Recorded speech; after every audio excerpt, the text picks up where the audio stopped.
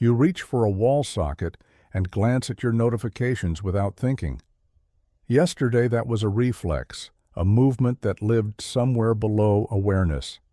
Today, in a large European city, after a series of nuclear strikes on communication hubs, energy nodes, and command centers, the same reflex becomes a mistake that calls in a chain of bigger mistakes. Why? Because the supports you count on, electricity, water, communications, transportation, do not fail one by one like polite dominoes. They fail together, instantly, and your everyday decision-making, built around their quiet reliability, buckles with them. By the end of this, you will see 3 systemic reasons why even the first 24 hours are almost unendurable, and you will recognize that yesterday's normal was not just gadgets and convenience.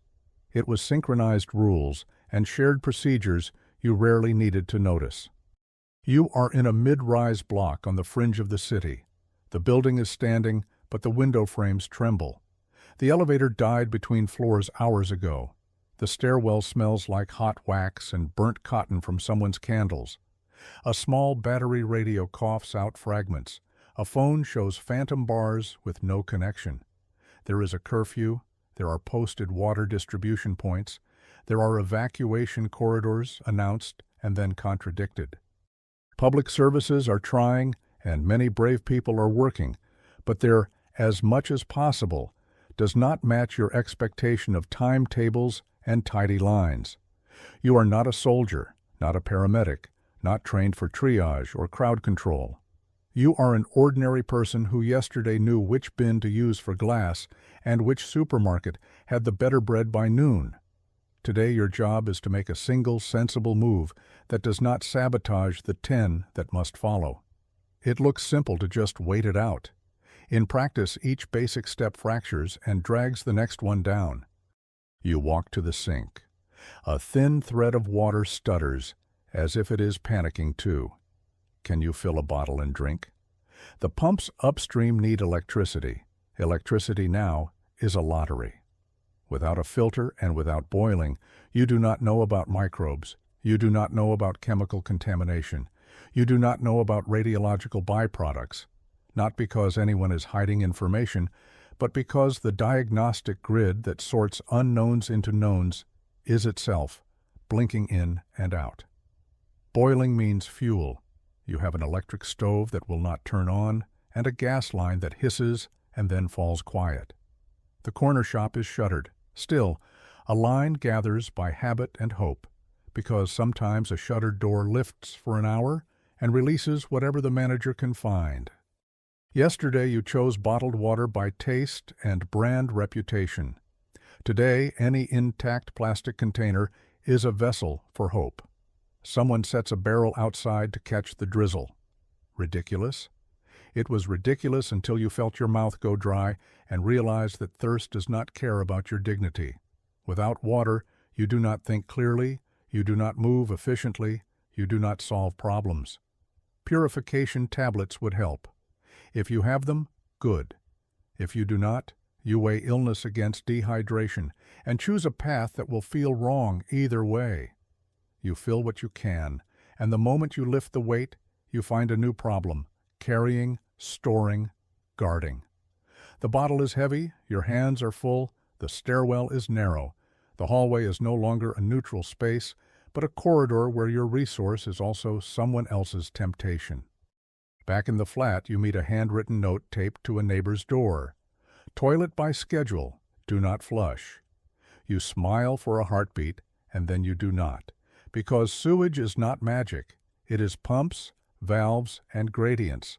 And if the lower sections fill, smell will defeat every can of aerosol you own. Sanitation becomes manual, bucket, liner, taped vents, a rhythm of chores that feels like a step backward by a century, and yet is the only step forward you can take today. That blanket which was a comfort yesterday becomes a filter across a window, an extra barrier against ash settling from the air. You wipe the sill, and your cloth turns gray-black. Ventilation used to be free health. Now it is a calculated risk. Open, and you breathe easier, but invite particulates. clothes, and you spare your lungs, but feed smoke from indoor flames. Candles burn fiercely. Homemade stoves spit soot. Small alcohol burners demand fuel that perfuses the hallway with a sweet, dangerous smell. Fires are not common because people are foolish. Fires are common because people are cold and hungry and running out of options. A radiator may be warm if someone has a private boiler. If so, it will not last. Wind slides through hairline cracks, and you learn new vocabulary for old tasks: sealant, weather stripping, thermal loss. Curtains are not about taste. They are camouflage. Light is an announcement. A city after a nuclear exchange behaves like a wounded animal that avoids drawing attention. Your first aid kit looked full yesterday. Now it becomes a short list of insufficiencies. You have plasters and a tube of ointment. You do not have diagnostic strips or quick tests or enough pain relief to share. You do not know whether you used your inhaler optimally when the air thickened. Menstrual hygiene turns into a logistical task. What is available? How to ration? What sterile replacements exist? Babies, children, the elderly, and those with chronic conditions cannot wait in lines for long, yet everything is now measured out by Q. Q for water, Q for the rare open pharmacy, Q for the overworked ambulance that cannot reach every address. Injuries are not cinematic catastrophes. They are the cuts from broken glass, the mild burns from improvised heat, the twisted ankles on stairs without light. Without antiseptics and sufficient dressings, small problems graduate into big ones. You try to help and wash the same bandage for the third time, hanging it near a cold window to dry, bargaining with yourself about what clean means when sterile is out of reach. By dawn, you identify the body as a collection of dependencies: drink, eat, sleep. Sleep comes in pieces, interrupted by sirens, rumors, the distant thud that could be anything. You stop trusting your senses and start trusting routine. Check water, check flame, check the battery on the hand crank radio, check on the two neighbors with whom you have only ever exchanged nods. You are not seeking hero status, but isolation is a kind of fragility that no one sells a cure for. With 3 people on your landing, you become a tiny cooperative whether you want to or not. One goes for water, one watches the children on the floor above, one monitors the hallway to make sure that news which matters reaches you and noise which does not stays outside your door. It is not romantic communalism, it is forced optimization. Not because a guidebook says so, but because the alternative is being consumed by an unending to-do list whose parts are each heavier than you guessed. Law is felt as long as it is predictable. When predictability thins, law feels like a chain of islands where you might dock for a while if you sight them in time. Patrols move, checkpoints stand gray and focused. A paper on the lobby door calls for compliance with curfew. Your particular streets follow their own pulse. On the ground floor, a neighbor with a steel door hums along on a small generator. He does not open. That is his right. A kiosk 2 blocks away, once a place for magazines and lottery tickets, quietly trades batteries for cans and candles. The supermarket issues rations by address and name. You discover that keeping yesterday's receipt helps because it proves you were in the system. Crime grows not because people become villains overnight, but because people calculate differently when there is no common price for security.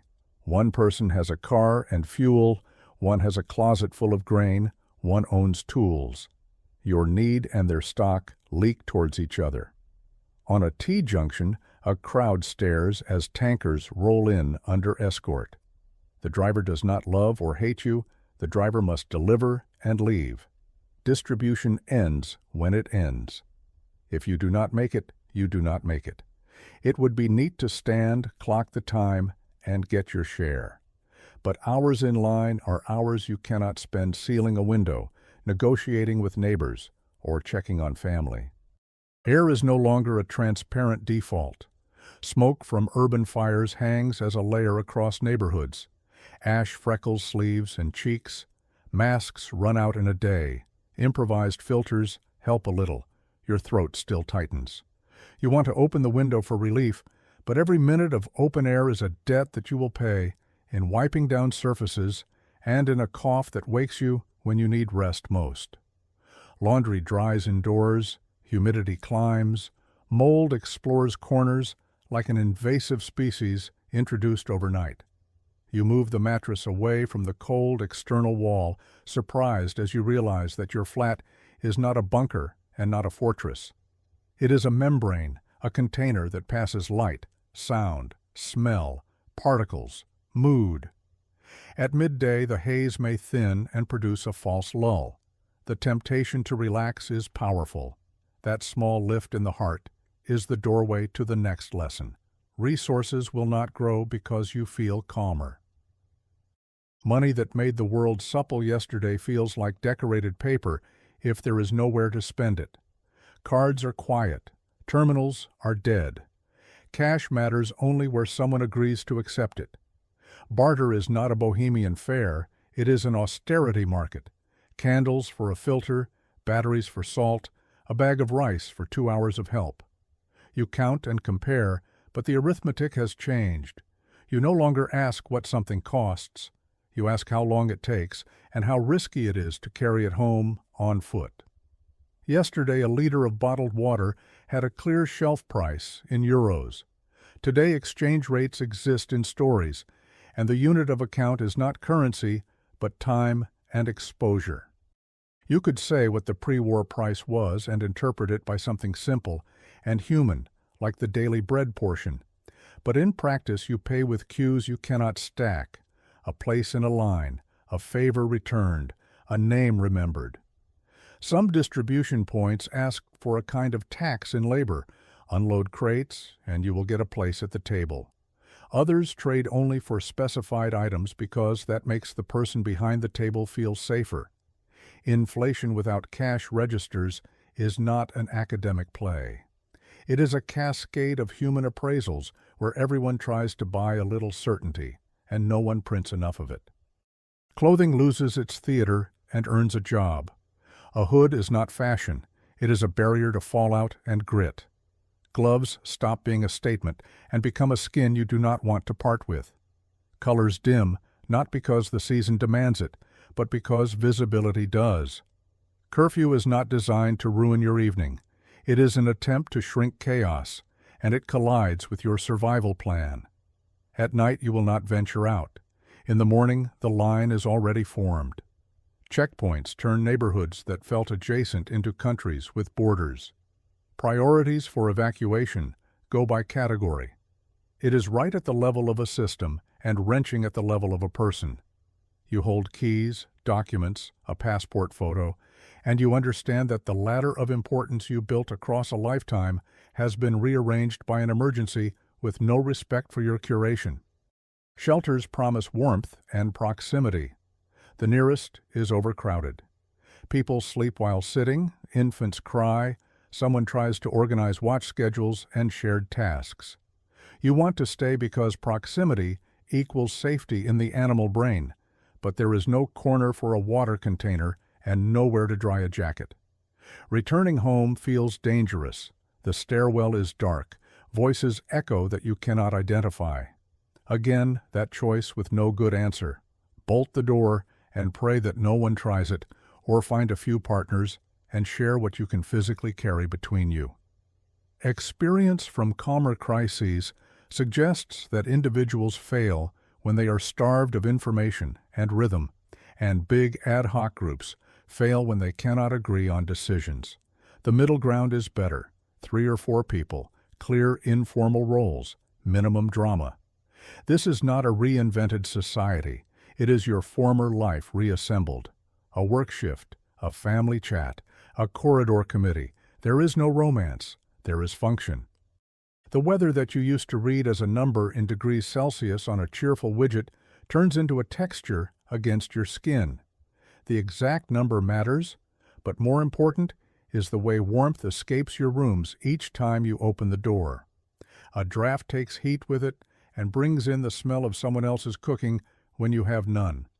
You have two strategies: conserve heat and breathe heavy air, or ventilate and feed the flame more often. Yesterday this was taste. Today it is survival math. You count the steps to the landing as if each step were not calories but chance. Chance to avoid a bad minute when a crowd surges or a vehicle stamps its authority across your path. You set timers in your head, draw water by dawn, search for candles before noon, be home before curfew, seal windows before lights out. A timer is your way to replace the city's grid with a private schedule. It works until it collides with someone else's timer. Their timer is their place in line, their patrol, their curfew, their moment of fear becoming action. And when two timers collide, the slower one loses something they cannot replace. You hold another process in the mind's background: family. Where are they? Can you reach them? Did they exit the city? Is the corridor open? Was that road actually safe, or did rumor run ahead of truth? Calls break mid-sentence. No news screams louder than bad news, but you teach yourself not to listen to that scream. Every extra attempt to call is not only a slice off the battery, it is a slice off your reserve of steady nerves. You ration electricity and motion of the soul at the same time. You shrink your expectations to fit the facts you can verify. Absence of a message today does not mean disaster.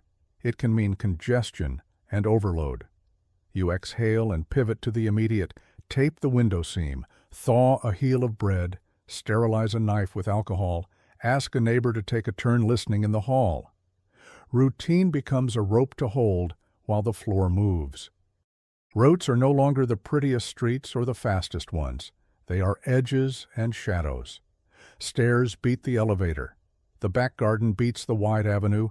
Two turns beat a straight run if the straight corridor looks like a place where a crowd could panic.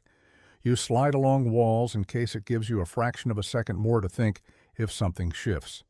You carry the bottles close to your ribs because hands are for balance, and because advertising your resource is a solvable risk in peacetime and a foolish one today. You do not open your bag where eyes can recalculate you. You hear someone arguing with a patrol and drift a step back. You do not need to play a role beyond your capacity. You need to reach the evening and then reach the dawn, and then do that again. These are not special forces tricks. They are the tactics of refusing to be a random variable in someone else's plan. Sometimes relief arrives. A neighbor donates a spare coat. Someone hands you 2 purification tablets. You stumble on a tap that still runs cold and clear. It gets easier for an hour. That positive moment is also a tuition fee for the economics of scarcity. Reciprocity will be requested later when you are empty. It will sting not because you are selfish, but because you must say no to something that would make you a better friend if days were ordinary. Debts in emergencies are not denominated in euros or pounds. They are denominated in time and participation. You will help in the morning and ask for help in the evening. Both of you will keep a ledger in the new currency: who waited in line without quitting, who kept watch and stayed awake, who did not vanish for 6 hours when it was their turn to fetch and carry. Old financial literacy is not irrelevant. It is repackaged. You now manage a budget of minutes, a budget of battery cycles, a budget of mutual trust. Technology makes an appearance, and then you watch it bow. The power bank is finite. The small solar panel in a winter window is more symbol than solution. Cables, adapters, low power modes, airplane mode rituals, every trick matters, but the core lesson is elsewhere. You cannot buy predictability retail. Predictability is not a gadget. It is the emergent effect of synchronized systems: power stations, pump stations, base stations, heat exchange nodes, control rooms, dispatchers, drivers, schedulers. When your phone hums with a rare text and you inhale at the sound, you are hearing not a private triumph, but a network segment reanimating long enough to let a syllable pass. That is not your control. That is someone else's courage and skill holding a line under pressure. By evening, the city divides into dark and darker. A few places glow briefly, a shop with an autonomous generator, a clinic that caught a lucky patch of grid for an hour. Lines shape themselves in a heartbeat. Elsewhere, underground rooms hold families very close together. A child fusses into a blanket. A parent stares into a space that used to be a plan. You measure the steps to the door, slide the bolt, tape a scrap of fabric across the window to keep heat from crawling out, and listen. Outside there are boots and small wheels and soft speech. Inside there is your own breathing, louder than you remember. Silence is not a void, it is a resource. Noise is not a distraction, it is a force multiplier for anxiety. You stop scrolling, not because someone on a podcast told you to, but because every tap costs. You compress communication into short check-ins at steady intervals. This is not a wellness habit, it is a survival technique. You place boots, coat, flashlight, documents in a triangle where your hands can find them in the dark. You know where the keys are, where the water is, where the first aid kit is. This is not heroism. It is plain organization you always had the talent for, repurposed. It will tempt some to declare that everything is about supplies. Supplies matter. They form a bridge. But a bridge only reaches the next shore if there is land to step onto. A stack of cans does not replace clean water from a tap that works automatically. A roll of tape does not replace legal predictability that keeps disputes from becoming standoffs. A pharmacy drawer full of bandages does not replace access to professional care that turns a cut into a footnote rather than a chapter. The difference between lasting a while and living is the difference between hoarding and belonging. You can last a few days if luck is neutral and local conditions do not worsen. Living requires a re-entry into a system, and for a while there is no system, only islands. Revisit the morning where this began. Why is reaching for a charger now a trap? Because your reflexes are tuned to a world that answers in synchrony. You reached for a plug without thinking about turbines, transformers, switching yards. You looked at a signal icon without thinking about antennas, backhaul, and routing. You turned a tap without thinking about chlorine, pressure, and continuous monitoring. The first reason you will not make it a full day easily is the dependence of life's basic functions on electricity and centralized networks. Electricity is not just light for your lamp and charge for your phone. It is the muscle in the city's arm that lifts water. It is the nervous system that carries your voice. It is the blood that animates transport. Remove it, and entire categories of skill, search, browse, compare, schedule, become decorations on a locked door. You do not know how to rebuild a pump, and no one expects you to. Normality was built so that you never needed to think about a pump. Normality is off. The second reason is the collapse of predictability. Order is not built on fear of punishment. It is built on the expectation that procedure will be followed and will work. When procedural glue dissolves, you do not know where to stand, whom to ask, which documents matter, what line to join. Even when public servants do their best work, local failures propagate. Your 3 hours in line were honest and brave. The truck was rerouted 10 minutes before your turn. You chose the official corridor marked safe an hour ago. An incident upstream closes it mid-walk. The person checking passes is not your enemy, but their instructions are changing faster than your hope can adjust. Predictability is a public good. Once fractured, it takes a population to rebuild. You cannot fix it alone in a hallway with a flashlight and tape. The third reason is the fragility of the body without medicine and clean water. You are not bleeding dramatically. You are dehydrated, sleep-starved, irritated by smoke, a little burned on a finger, a little cut under a sleeve, more anxious than you can admit. One of those would be fine. Together they bend your decision-making at the worst time. Yesterday, any single factor would have been a small pebble removed by a system designed for such pebbles. Today, the pebbles pile. You are asked to choose between incompatible goods, keep the room warm and breathe stale air, or crack a window and surrender precious heat. Stand in line to ensure water tomorrow, or stay home to recover enough to think. Share with neighbors and purchase community, or protect a reserve in case your family returns tonight cold and hungry. Even if you are physically tough, the mind requests structure, and structure is exactly what is missing. What do we undervalue on ordinary days? The reliability of the water grid doing quiet work minute after minute. The legal predictability that lets arguments end in decisions rather than in escalation. Access to basic clinical care that treats a burn or a cut as a routine workflow. We undervalue the softness of a world where you can air a room without inhaling combustion products, where you can walk a block without calculating how your backpack advertises your vulnerabilities, where a fever leads to a pharmacy and not to a coin flip. We undervalue the labor of hundreds of thousands whose names you never learn: operators, engineers, cleaners, drivers, schedulers, dispatchers, who guarantee your right not to think about valves, frequencies, chlorine, redundancy, and response times. On a calm Wednesday, this invisible infrastructure is boring.